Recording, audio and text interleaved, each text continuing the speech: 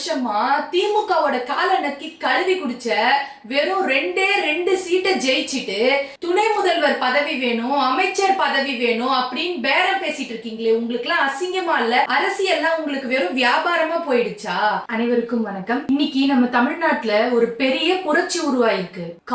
காலமா இத்தனை வருஷமா நம்ம தமிழகத்தை சொரண்டி தின்னுகிட்டு இருந்த இரண்டு திராவிட கட்சிகளையும் நம் தமிழக மக்கள் வாக்கு அரசியலால் தூக்கி எறிஞ்சிருக்காங்க. ஒரே ஒத்த ஓட்டு மூலியமா நம்ம தமிழகத்துடைய தலையெழுத்தையே மாத்திருக்காங்க. அப்படி இருக்க இந்த சூழ்நிலையில விஜய் அவர்கள் கட்சி ஆரம்பிச்ச ஒரு வருஷத்திலேயே முதல் எலெக்ஷன்லயே மக்களுடைய பெருவாரியான செல்வாக்க பெற்று ஜெயிச்சிருந்தாலுமே இந்த திராவிட கட்சிகளுடைய சூழ்ச்சியால இன்னும் தமிழ்நாட்டுல பதவி ஏற்க முடியாத அளவுக்கு அவருடைய நிலைமை உருவாயிருக்கு. அப்படி உருவாக்கி வச்சிருக்காங்க இந்த திராவிட கட்சிகள்.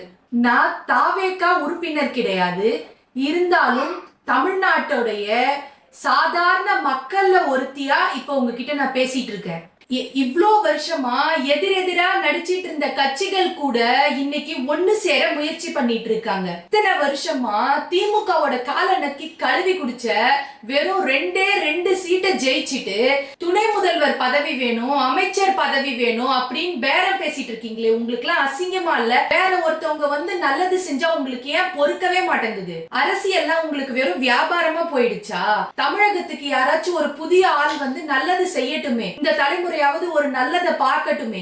இந்த நேரத்துல தான் உங்க கூட்டணி பேரத்தை காட்டணுமா? காலங்காலமா திமுகவுக்கும் அதிமுகவுக்கும் ஆதரவு கொடுத்து இந்த நாட்டை அழிச்சது போதும். புதுசா ஒருத்தன் தான் வரட்டுமே, இந்த மக்கள் அதை தானே விரும்புறாங்க. புதுசா ஒருத்தன் ஆளட்டுமே, அவன் எப்படி ஆள்றான் இந்த மக்கள் பார்க்க தானே போறாங்க. ஒருவேளை அது தப்பா இருந்ததுன்னா இந்த தமிழக மக்களே அவங்கள தூக்கி எரிஞ்சிருவாங்க. இந்த நேரத்துல தான் காசு பணம் வியாபாரம் எல்லாம் பார்க்கணுமா? நீங்க இத்தனை வருஷமா திமுகவில் அடிமை இருந்த நீங்க ஒரே ஒரு தடவையாவது அமைச்சர் பதவி கேட்டிருக்கீங்களா? மைனாரிட்டி திமுக அரசு கிட்டயே கேட்காத நீங்க மெஜாரிட்டியா வந்த திரு விஜய் அவர்கள் கிட்ட ஏன் கேக்குறீங்க? மக்கள் இத பாத்துக்கிட்டு தான் இருக்காங்க.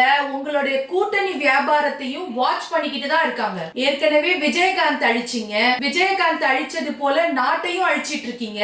இன்னைக்கு ஸ்டாலின் அனுமதி கொடுத்தாதான் கூட்டணியில இருந்து விலகிறதா இருந்தாலும் கூட்டணி சேர்றதா இருந்தாலும் பண்ணுவோம் நீங்க சொல்றீங்களே, அப்போ நாளைக்கு வரப்போற ஆட்சிய கவிழ்க்கவும் நீங்க திட்டம் வச்சிருக்கீங்கன்னு தான் அர்த்தம். இதை விட கேவலமான இழிவான அரசியல் வேற எங்கேயுமே நீங்க பார்க்கவே முடியாது.